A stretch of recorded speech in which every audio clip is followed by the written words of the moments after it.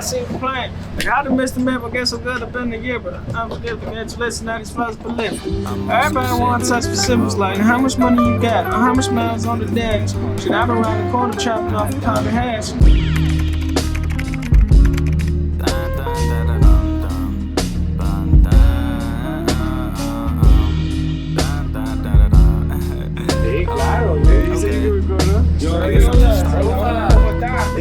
Life is precious, don't you take it for granted. It is happening, your air is telling you to go vanish. Telling me no when to handle like you're speaking some Spanish. Say your prayer till you make it so your demons can perish. I say Alright. So, there, you know what I'm saying, you're the first one to start off this little series of mine. Kind of just want to, give a little people the insight on, what it means to be you. Okay. You know what I'm saying? Yeah. I feel like not a lot of people really be in tune with the artist. You know what I'm saying? I feel like that's a big goal, letting people know how you portray yourself. Right. I don't know if I'm rambling, but yeah. Alright, so for the people that don't know you, introduce yourself. Let them know who you are. My name is Levitt Senior. I'm a rapper and whatnot. I make words into sentences that rhyme with each other, I guess. First, I kind of want to ask, what was life like before you started music? You know what I'm saying? Before you really took the time to be, alright, I want to lock in and really do this music shit. Or like, what motivated you to take that step to finally take it? Damn. Well, I kind of got like it's kind of funny. It's not funny, but like, I find it funny now. I kind of got like a weird come up story. You know? Oh, gracias. Oh, we were back. Break. Alright, so yeah, kind of where we were at. What kind of, what was life before the music? What kind of made you motivate yourself into wanting to finally take that step to be an artist? So I say like this: the time I spent away from music is really what motivated me to come back to music. It's like, what I'm in my head constantly, bro, it's just music playing throughout the day. Like sometimes, like I can't even have a regular conversation with a person if there's music in the background playing, because all I'll be paying attention is like, damn, I really love that. I really love that fucking instrument that they're playing. Damn, I really love what they're saying. You know what I'm saying? So it's like, it was just always been for me. Like, I don't know. Like, this just always came back. Every single time I left from it, it always came back. Okay, so how long have you been in doing music, whether you was publishing as an actual artist or even just as something for fun? I've been making music since probably, my earliest memory of me ever making music was probably like when I was in the second grade. I was in the second grade. Matter of fact, funny story. So I had a substitute teacher, which you know. Oh, I know. Mr. Anderson. One of them ones. Hey, bro, Mr. Anderson, bro, wherever you are, bro, I need to find you, bro. You don't understand, bro. Don't worry, my baby. We're gonna find you one day. Mr. fucking Anderson, right? I remember in the second grade I had Miss Smith. I remember for some reason I wanted to have a rap battle with him, and like I remember I told him that, and he told the whole class, if you guys can get your work done on time, me and Chris will have a rap battle at the end, right? And it's so crazy to think about, like, what the fuck? I was in second grade. I was like, what? Like, fucking 8, 9? What the fuck was I rapping about? You know what I'm saying? But that kind of leads me to my next question. Do you think you doing music at that early age kind of helped you find your sound or your voice coming into now? Like, do you think your younger self played a part into the music you make now? 100%. Okay. 100%. I'll say even in like a negative and positive way. Like, I literally have this one verse. It's like, if I remember my first rhyme, it was probably about a crime that I ain't even commit. But now I did it and I often regret it. Like, I forgot what it was about. But the moral of the point is, like, I was rapping about like shit that I was not doing. I just knew I like wanted to make music, and at the time, like, just I didn't grow up in a bad area necessarily, but back then my neighborhood was pretty like ghetto-ish. So like the only shit that was playing around me was like street music. You know what I'm saying? Like, that's the only shit I thought I could rap about. You know what I'm saying? But then that's where like ventures of listening to different music started. You know what I'm saying? And life changed from there. That's how you explore your genre. No funny. Yeah. Okay. So I kind of have another question for that then. So, do you think the environment in which you grew up in played in affecting your music as well, in a sense? Like, or like, how do you feel in a point of like other artists in your area, do you think you would be able to set yourself different from them, or do you think you kind of fit in that crowd? I feel like, I don't know. Sometimes I think about that, like, am I just doing like what other people would do? But then I really think about it to myself, like, even if it sounds like, or if you think that has a similarity, like a similar sound to somebody else, at the end of the day, but this shit coming from like my heart, you know what I'm saying? And I feel like that's, if anything, that's what separates me from anything.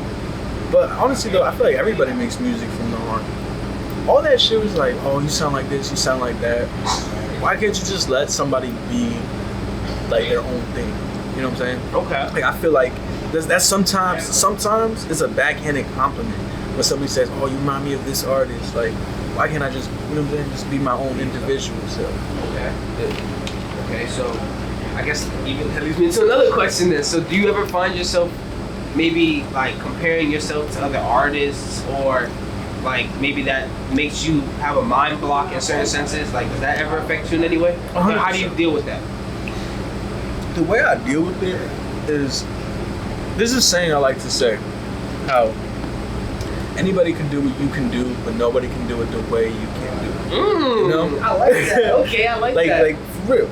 So it's like when I look at some people that maybe not like they don't necessarily inspire me, but like I have like that, wow, like they've been doing it. They're doing what I want to do, you know, in a sense. And when I get to that comparing, it's just like when I get to comparing, it just leads me into this huge rabbit hole of like, fuck, like, I can't believe they're doing this, that, and I'm not doing this, that.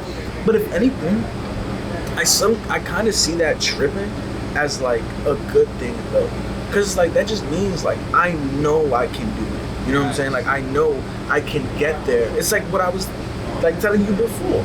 Like I don't like going through my phone and seeing people the life that I know I could live. Not because like, oh, like I have the means and the talent to do it.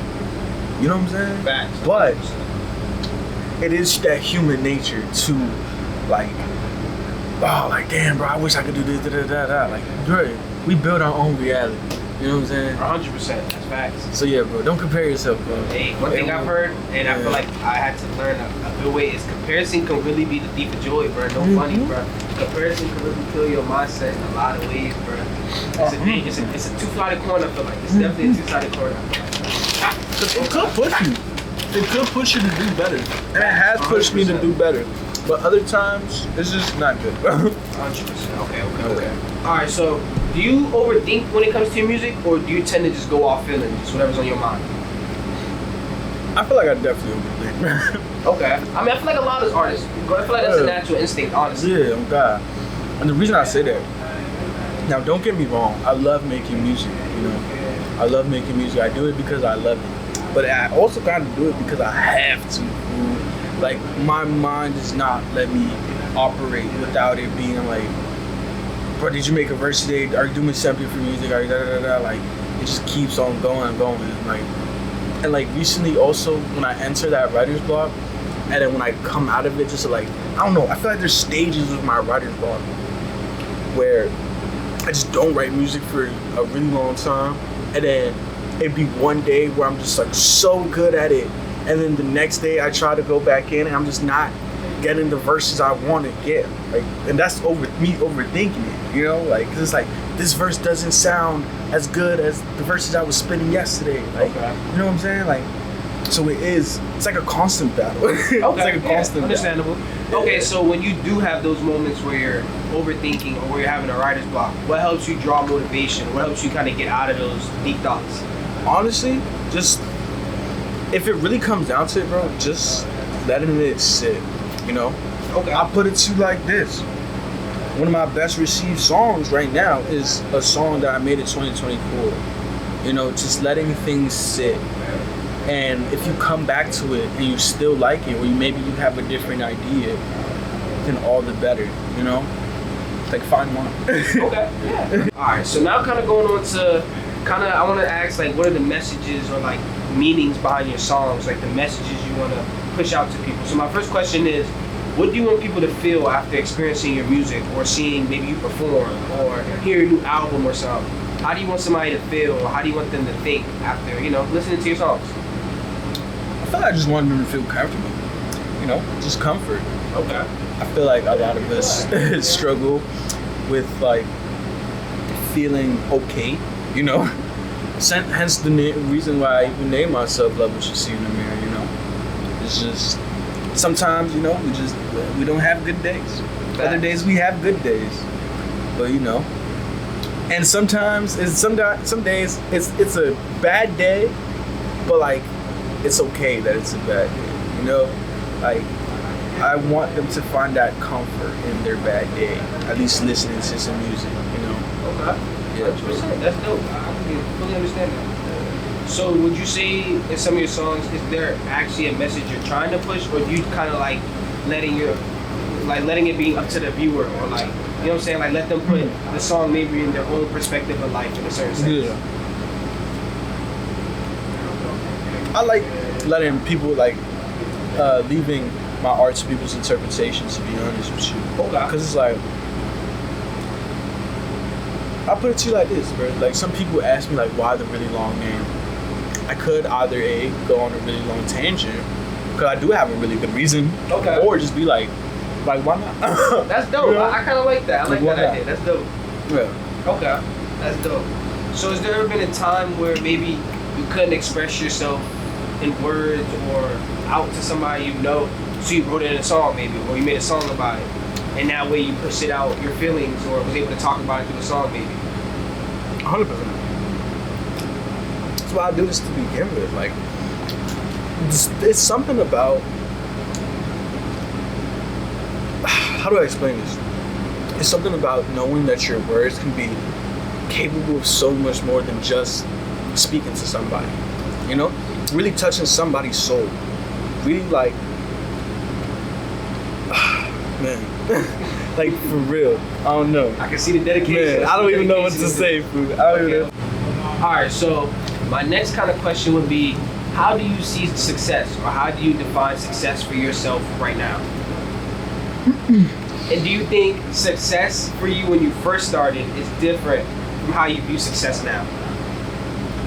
So I definitely say, when I first started taking music seriously, around this time last year, I had just dropped Out Tell 'Em. And when I dropped Out Tell 'Em, I knew that I wanted to take this seriously. But I will say, all the times before that, I just wanted to be alive. I wanted to not kill myself. I wanted to not kill myself. Bro. Okay, so you think music kind of saved you in a way too? 100%. Okay. 100%. It's the only thing that's always came back to me after every fucking trial and tribulation that I've been through in my life, all the places I've been to, all the things I've seen. Music has always found its way back to me. And at this point, like, it would be inconsiderate to my maker to not want to do something with it, Okay. Yeah. Okay. But when, let's say you get like a music video that's popping, do you ever feel like sometimes the success reaches your head too much? Have you felt like you've been on a high of life too much maybe? 100%. Oh my days. Yeah, bro. I don't know. It's kind of hard to not be dope. Cause like, I don't know. It's weird like seeing your life be like where everybody fucking hates you. Maybe not necessarily hates you, but like wouldn't want you around them. You know what I'm saying? And then going from that to like now, it's like I go places and I sometimes get recognized, and like I go on my social media and that should be jumping. It's just hard to not want to take pride in it, because it's like you tell, like, I don't know, like there were really times where it's like nobody was on my phone, you know what I'm saying? And it's like now it's weird. It's just weird. But yeah, more of the story. I was almost about to get sad. More of the story. Hey, let it out, brother. Let it out. More of the story, though. It gets to my head. Yeah, so how did your mindset change from when you first started to now? Yeah, on God. So, like, I don't know. Like, I will say, like, the number one goal I had at the time was just to, like, just make music and stuff.